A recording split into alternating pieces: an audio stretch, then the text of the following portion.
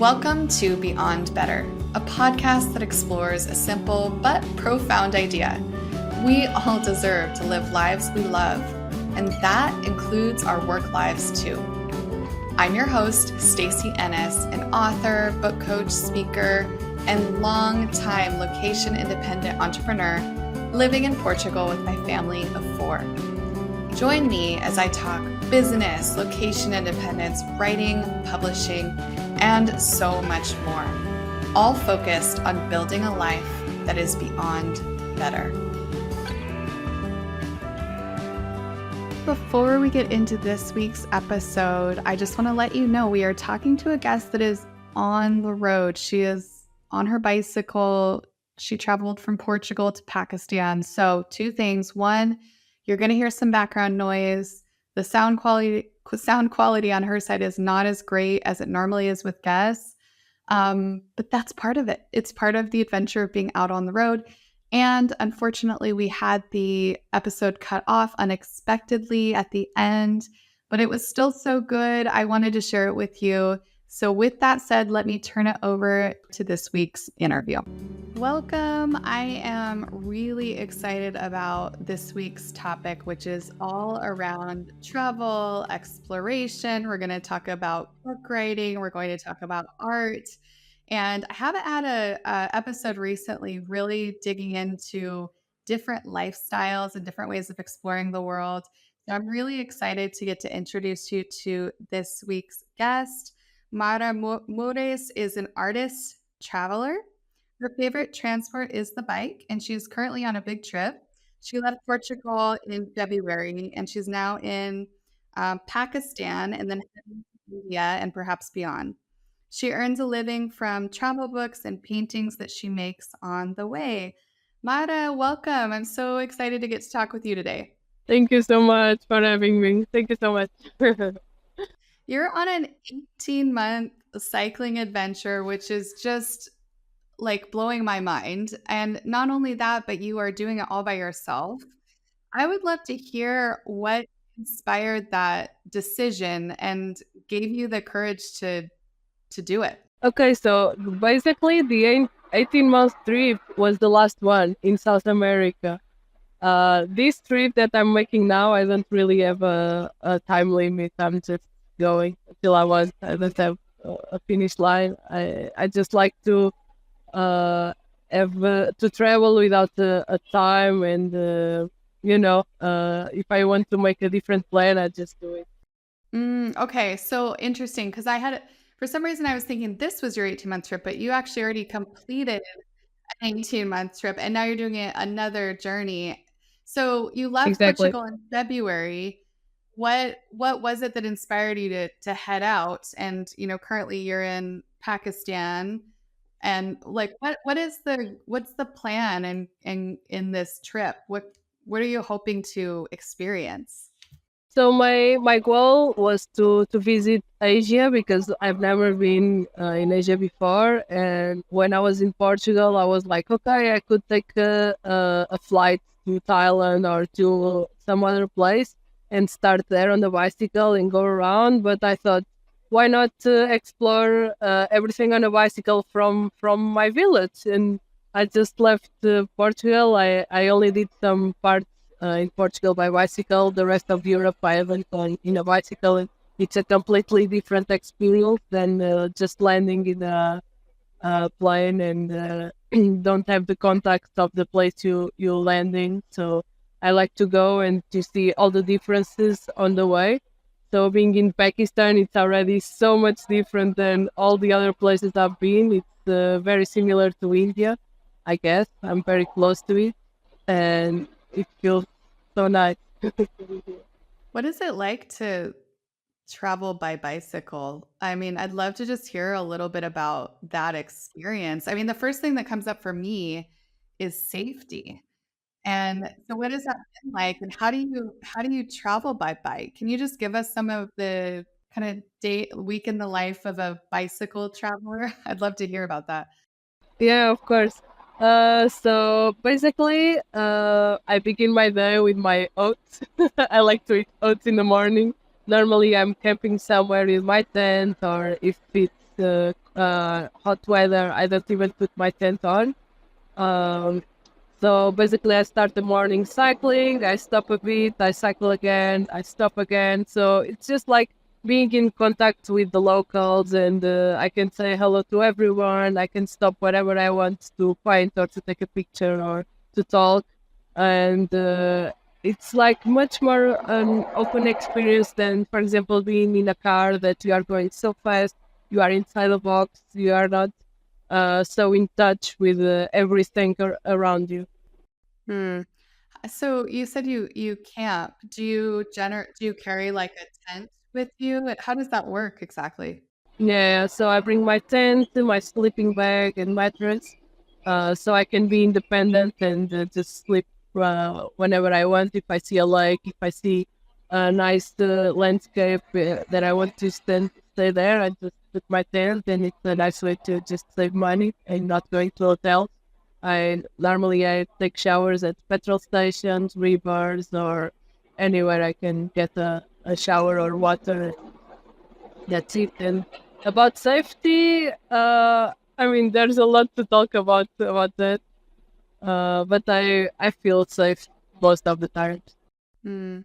Yeah, I mean that's definitely like that was probably one of the first things I thought about when I heard about you and what you're doing as a female traveling alone. What do you do to make sure Exactly. that you're stopping in safe places and like aware and taking care of yourself? So basically, as much as I travel, I start to understand a bit the intention of the person that is coming to me or speaks to me. Sometimes there were sometimes on this trip that I don't even talk with some truck drivers because they saw and they want to talk to me and they just put the conversation on another topic that I don't want, and I just keep going with the bicycle. I've had some cars following me, but I'm always very, eyes wide open to see what's happening around me. I'm very aware. If I find maybe a village, I stop there or I ask help of anyone. But normally, I realize what what's happening, and I'm cautious about it. But we never know what happens, and it can happen something in Pakistan or in Portugal. So Yeah, I mean I think it's amazing that you have overcome like I think for me that would be a fear that would prevent me from doing what you're doing. So I think it's yeah, incredible that you don't think like I know you think about it, I'm not saying that, but like you're reasonable about it and you're still able to go and do this big thing that you want to do.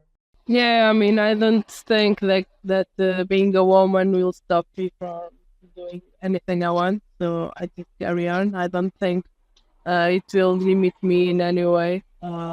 Just like, I mean, I just came from Iran, and it was a wonderful experience. But of course, I need to be dressed in another way because it's a Muslim country. Like here in Pakistan, I wear long sleeves and pants, but apart from that, I just feel that everything is normal and people respect me a lot. And sometimes the Muslim countries are much more calm because they don't drink alcohol, comparing to, for example, Armenia and Georgia, that people are very drunk on the street.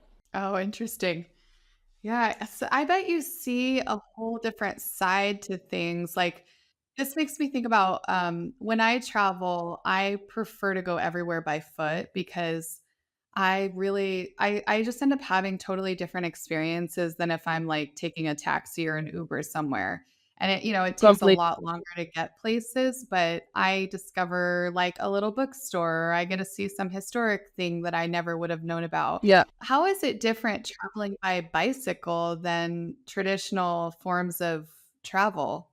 I think that people nowadays are just living so fast and always hurrying for everything. And just in a bicycle, you go very slow. You just think on your goal very slow. I don't know. I'm not in a rush for anything, so I just live life very chilled, and I have nothing to worry about apart from my flat tires or something with a bicycle. I think when people travel, like most of the people now, they go take a plane from here to there, and then a bus, and then a train, and then go and go and go. You don't really get the smell of a place, the to be in contact and to know how the culture works in there, or some special words that some language has that makes you change the way you think about everything. You know. Mm-hmm. Yeah, I just imagine you get a much slower experience with like you get to really kind of take things in a way that you're not going to get to do if you're in a car. Yeah, I always have time when people invite me to their homes, for example. They are like, "Ah, do you have time to come?" And I'm like, "Yeah, of course, I have the whole time of my life. I have nothing to do apart from cycling." So. That's just like so opposite my life. But I think it's really cool. I love hearing about what you're doing because it's so, I've got two kids, I've got my business, all the things. And um, always, like, it's actually very hard to make time for things. So it's neat to hear about a different way of living and kind of functioning in the world. I'd love to hear a little bit about a challenge that you've overcome either in your previous trip or this trip. I'm sure you've had things happen that you've had to overcome uh, in these lengthy trips. So first of all, about what you've said, I think my life is much more about spontaneity than to schedule everything, and I like that. So I don't stress about the future. But yeah, about the challenges, I would say in my last trip, I had an accident in Peru, for example, and I most of the time, like maybe 80 or 90% of the time, I cycle alone. So I was alone when a tuk-tuk hit me, and I just went to the hospital and everything. It was okay, but at that moment, I was like, okay, that's the moment to be strong. And I realized that, yeah, if I had someone with me at that moment, it would be a bit easier. But I think it's part of the trip and just makes me a bit stronger. You probably have a lot of like self trust actually going through those experiences alone, knowing that if something really hard comes up, that you can deal with it, you can navigate it. Yes, I mean, I think it comes a bit from my genes, my parents. My father is also very adventurous and with confidence. My parents are not like so afraid of everything like some parents. And they always teaching me to do things by myself. So I do things by myself always, and I think I try not to how can I say? I try to be independent and to just follow what my plan is. Uh, and yeah, to be confident, of course. I'm very optimistic about life. That's a nice way to live, I think. Um, what has been a favorite experience of yours on this trip? My favorite experience. Yeah. Yeah, like something that really awesome. Uh, I think it's always the people I meet on the way. For example, in Europe, I went to some friends' houses and it was nice to see them again and to get there by bicycle. It makes you feel like, wow. And also, for example, to get from Portugal to Switzerland, for me, was my first goal because it was my father's plan when he was 26 or 27 years old before my mom get pregnant from my brother. So he didn't make it by bicycle. And for me, doing it was like, wow, I did what my father was planning to do. Mm.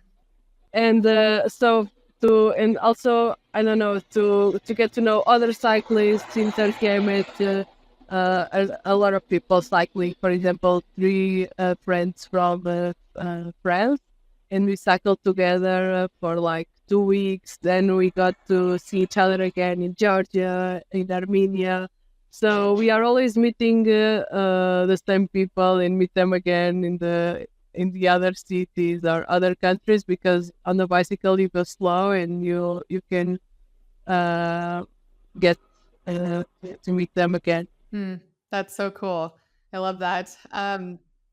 I'm sure that our listeners are curious how you support yourself while you are doing these trips, because obviously you have to eat and buy basic stuff. So, can you tell us a little bit about your how you do that?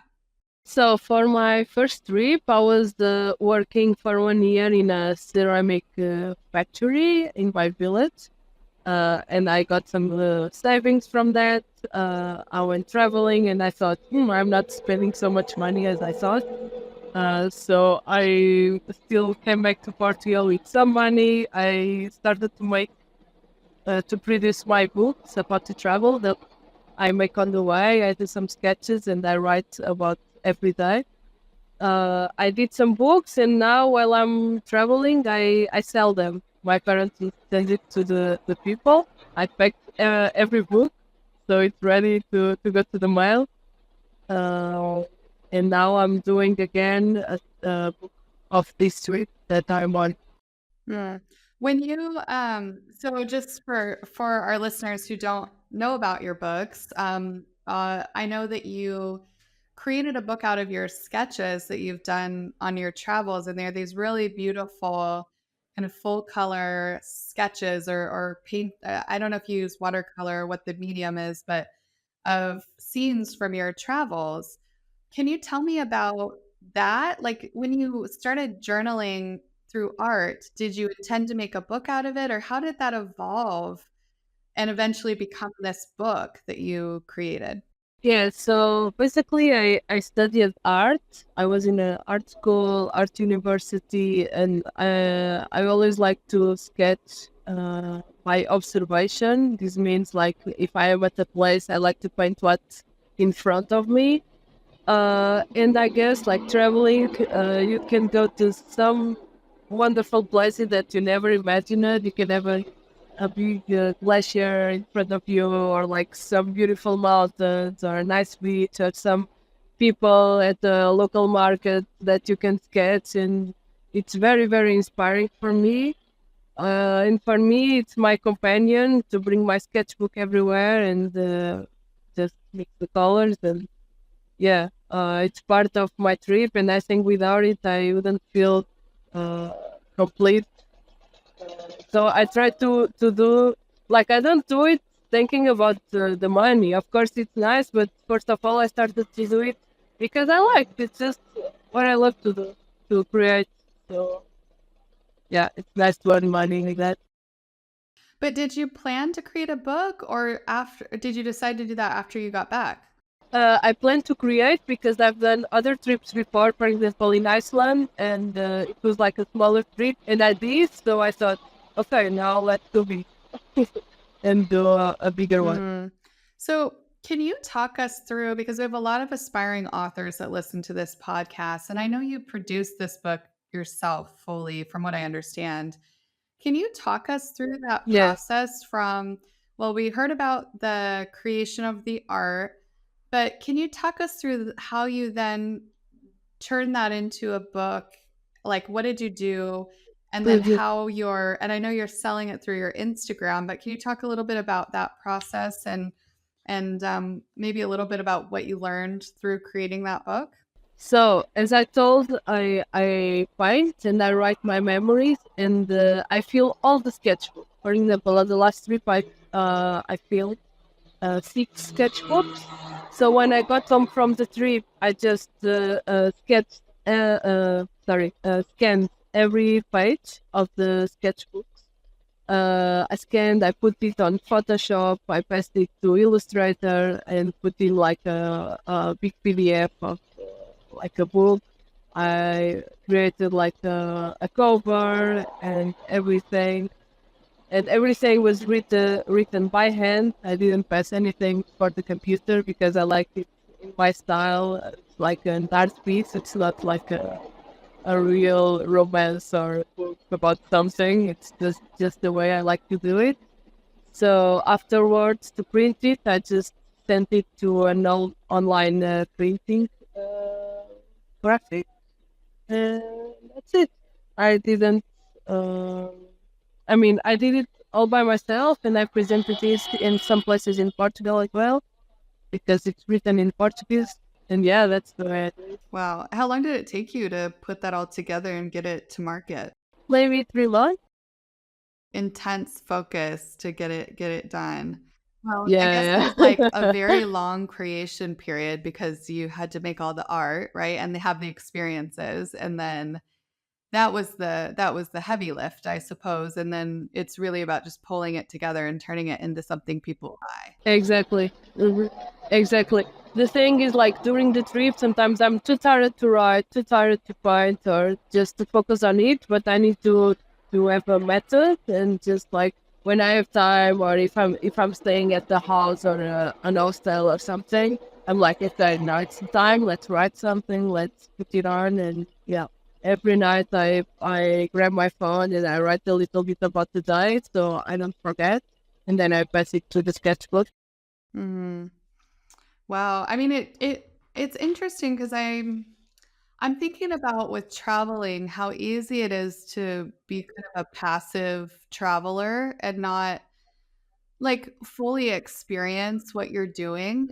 And it seems like the creation that you do along the way almost like forces you in a way to be really present. Uh-huh. For me, it's very natural, you know. I just do it because I like, and I like to have it as a memory. And there are many, many people that travel for a long time and that make their own art crafts. For example, are people that do postcards, do photographies, or people that do videos, or people that do just the macrame bracelet. And you just need to find your way to do stuff that you like and that you can carry on the bicycle. It's not too something that it's not too heavy, or work online. I don't know, something that you can do on the way and earn some money on the way. When you look ahead to the future for yourself, do you see yourself going on many more trips like this? Do you have other things that you envision? What does that look like in your mind? So I will keep traveling, of course. That's what I like to do, and I want to see other continents. I want to go to Africa, maybe uh, United States one day. I don't know, or Mexico. And to do as well when I come back, I did like an exhibition about shoes, so I want to do the same for this. I like to do sculpture, I like to do big paintings and canvas. So I like when I come back, I like to focus and be also in a studio to create and put it all on an exhibition to show it to people, because sometimes people have ideas of the world that it's everything so dangerous and that every place in Middle East is in war, and it's not like that. So I like to share my experience, uh, so people don't judge it just because they hear it. Sure. Yeah, it's interesting. I mean, I have not traveled like you in any sense of the word, but I've lived all over the world. I've lived in three developing countries outside of Portugal. So, lived in Caribbean. I lived in two Southeast Asian countries, and I agree with you that I think there's so many assumptions that are made about other cultures that are all Mhm. fear based and really not grounded in any Yeah, reality at completely. all. you know Mhm. Yeah, I agree. I'm I sure that agree. you've experienced that. Did you Everywhere I go is like the next country. It's the most dangerous one. Like when I was in Uruguay, for example, and I was telling people, "Yeah, I'm heading to Brazil," and they're like, "No, no, don't go." Or when I went to Peru, Colombia, people are like, "No, don't go, don't go. It's very dangerous in Venezuela." But I go, and people are so nice to me. Yeah, and I think it's just interesting that you keep having that experience over and over because I'm sure that it's just so easy to go into a place and hold the same fear that other people have pushed on you about that place. It's harder in a sense, I think, to be completely open to the experience and forming your own opinion. I think it's really amazing that you have moved through all of these countries with this kind of openness. Yeah, I think for me, it's the right way. I don't know, because it's the way you can see reality. and I really hate when people start to tell something about the place, and I ask, "Have you been there?" And they're like, "No." So how can you know? It makes me very angry sometimes. Yeah. So I imagine there's somebody or many somebodies listening to this that are just like, oh my gosh, this is huge. Like you're doing this huge, massive thing. And maybe for you, because it's your everyday life, at some point maybe it feels normal. But for most people listening to your story, you're doing something really extraordinary. And I'm sure somebody out there is listening and thinking about something that to them feels really big and really extraordinary and would require a lot of courage to embark on.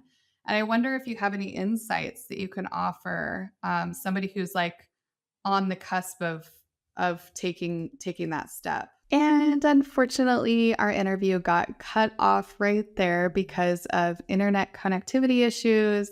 And remember, she's on a bicycle, she's in Pakistan. These things happen, but I really wanted to share this conversation with you and encourage you to learn more about her and her work. She is on Instagram at Mureş Mara, and we'll be sure to link to that in the show notes. That's where you can get her beautiful book. You can support her travels. You can follow along. I hope that you also got to think a little differently today and hear from somebody who's maybe living a totally different lifestyle than you.